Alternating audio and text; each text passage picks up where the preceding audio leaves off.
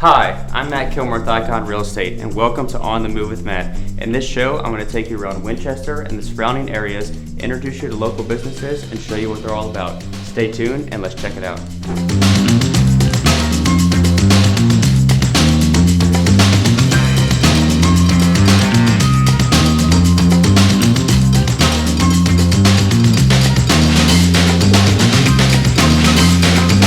What's going on, guys, and welcome to On the Move with Matt, episode 9. Today I'm here with Josh and Dana Geraghty, the owners of Geraghty's Micro Farm. So thanks for having us on. Yeah, of course. You can just tell us, what do you guys do here? What's this farm all about? So basically, Geraghty's Micro Farm came about because Josh and I realized we had a huge disconnect with our food, and in today's society, we realized, the only way to really know how your food was raised is one, you visit the farm, you see your food, you buy your food, which is very doable in this area, or two, you raise it yourself. So we're first generation farmers, so we didn't grow up doing this, so we just dove in, we bought the property, we started with some chickens, and decided, we're gonna raise our own food, and that's kind of what it started as. Awesome. Well, thanks for having us today. Do you think you can give us a tour around the property? Yeah, of course. I'd love to. Let's check it out. All right, so we're out here in the cow field. What kind of cows are they? Are they like beef, dairy? What do you guys do with them? So these guys are beef cattle. They're Angus cows. Since we're a small farm compared to other farms around us, we really had to strategize about what type of food we wanted to raise. And as a small farm, you could say we did a little bit backwards. We started with the largest animal. We got a couple Angus cows. We wanted to raise our own beef.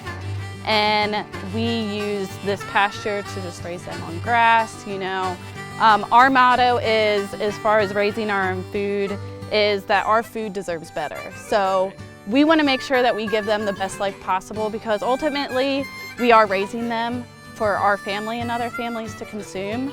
But we don't want that to be a negative experience for us or the animals. Right. All right, so this section over here, what do you guys use that for? So as you can see, we have the pigs here, but in that far pasture, we have a couple cows. They're a little hard to see right now, but we do Angus cows for beef. Every animal here has a purpose, so we wanted to get all our main food groups covered. So we have the cows for beef, we have obviously the pigs for pork, we have chickens running around, and then in the back we have some goats for our dairy. Okay, so do you guys use the pigs to breed them, or do you keep them? So we have the pigs for pork, we also breed them for registered breeding stock, we sell them for pets, and pretty much all of the above. So do these guys just sleep all day, or do they wake up and do anything? They're being bums right now, so they're just basking in the sun. I always like to tell people we raise our food the way they're entitled to. So pigs are meant to be grazing, rooting, laying in the sun. Chickens are meant to be foraging for bugs. So we give a space for our animals to do that. Okay, let's go check out the cows. Of course. All right, so who do we have here? It looks like somebody woke up from their nap. She did. This is little Hadley.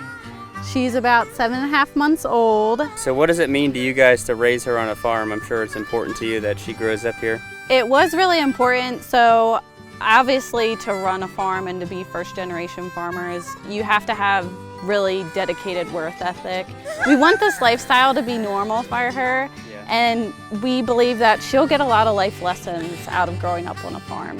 Right, yeah. All right, well, let's go say hi to the cows. Sounds good. All right, so who's this one right here? Is this a girl or a guy? This is a girl, so she's a cow. So a little cow knowledge. A cow is an animal that has given birth.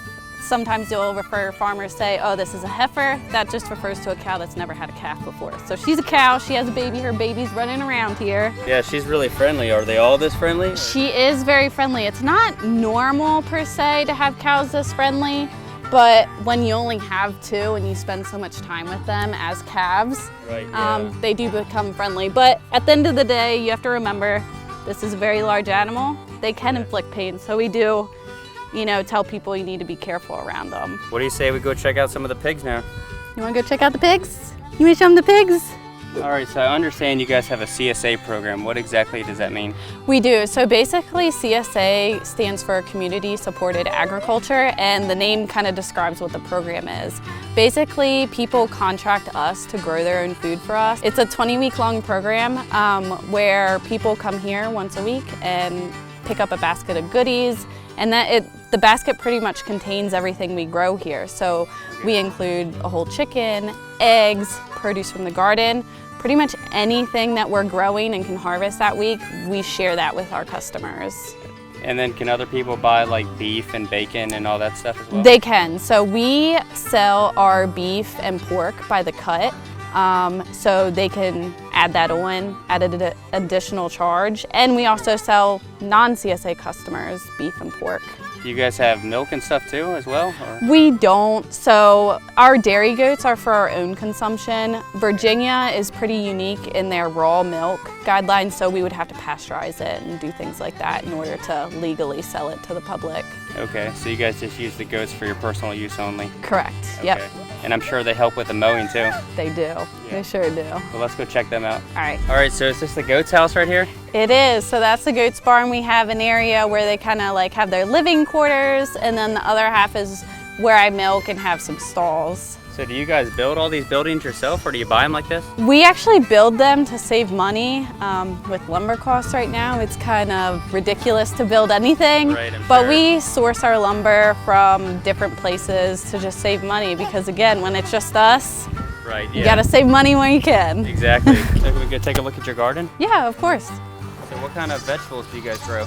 So we grow pretty much any of your generic. We grow a lot of greens like spinach, kale, lettuce. We have onions, garlic, carrots, tomatoes, peppers. So pretty much anything that you would find at the grocery store that you would pick up every week is what we try to grow, because ultimately our customers are coming here weekly, so we want to be able to provide them with as much food as we can per week.